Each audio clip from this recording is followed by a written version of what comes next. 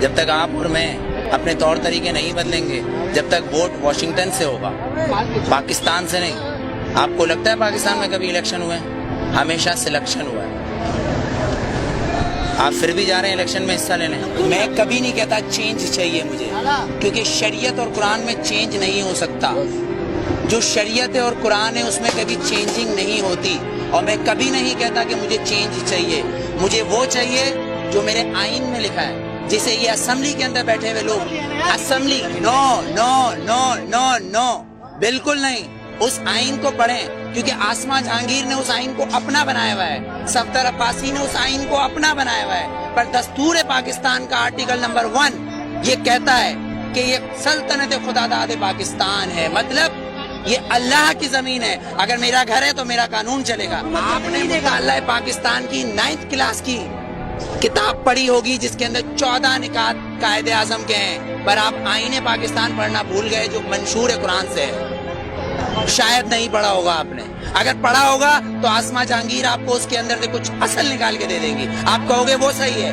طاہر الپادری صاحب کچھ نکال کے دے دیں گے، آپ کہو گے وہ صحیح ہے، لیکن اصل میں صحیح جو ہے وہ ایک قرآن اور شریعت، اس میں چینج نہیں ہوتا، جو میں چینج کبھی نہیں مانگتا۔ ووٹ میں بتاؤں کیا ہے، ووٹ کیا ہے، ووٹ کیا ہے؟ ووٹ نے تو فرعون کو بھی چنا تھا، ووٹ نے تو ہٹلر کو بھی چنا تھا، پر میرے نبی کو کسی ووٹ نے نہیں چنا، علی کو کسی ووٹ نے نہیں چنا، عمر کو کسی ووٹ نے نہیں چنا، صدیق کو نہیں چنا، عثمان کو نہیں چنا۔ تو پھر آپ اور میں کیسے ہو سکتے کہ اس ملک کا قانون ووٹ پہ ہو، وہ بھی 5 اور 6 سے؟ میرے نبی نے یہ نہیں بولا کسی معصوم کو مت مارو، لیکن میرے نبی نے کہا اگر تمہارے کعبے پہ کوئی حملہ کرے تو اس کو جواب دو۔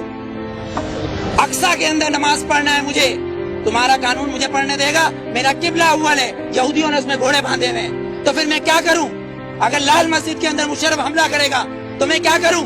میرے گھر کے اندر میری ماں کو آ کے کوئی اٹھا کے لے جائے، میں کیا کروں؟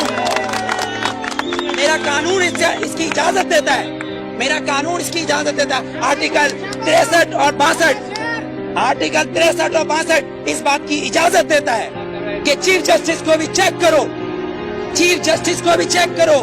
لیکن یہاں تو میں پارکنگ والا کھڑا ہوں، یہ پارکنگ والا میں کھڑا ہوں، یہاں گورنمنٹ آتی ہے کہتی گورنمنٹ کی گاڑی ہے، تو یہ جو گدھے کھڑے ہیں، یہ جو گدھے کھڑے ہیں جن کے ٹیکس سے یہ گورنمنٹ بنتی ہے، جب یہ 10 روپے اور 20 روپے دے رہے ہیں تو یہ گورنمنٹ کیوں نہیں دے گی؟ یہاں تو یہ قانون ہے، 3 قانون، آرمی کا ایک، گورنمنٹ کا ایک، اور ایک مجھ جیسے اور ہم جیسے گدھوں کا الگ، کیونکہ ہم حبیب جالب کے بقول ہم 18 کروڑ گدھے ہیں، ہم 18 کروڑ گدھے ہیں۔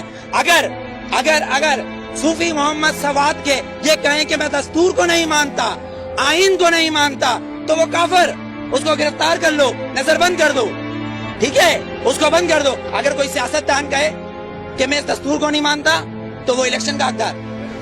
آپ کو کتنا لون معاف کیا، مجھے کتنا لون معاف کیا، پر ہمارے سیاستدانوں کو اربوں روپیہ معاف۔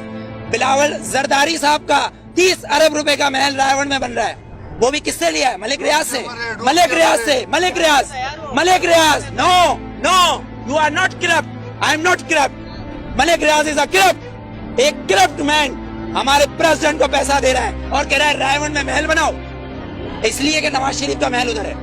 کیوں ٹھٹا میں بناؤ نا، لاڑکانہ میں بناؤ، ادھر غریب لوگ مر رہے ہیں۔ سیلاب آیا سندھ میں تو تم سوئٹزرلینڈ گھوم رہے تھے، ہاں؟ تم کس پاکستان کی بات کرتے ہو؟ پاکستان کا مطلب کیا ہے؟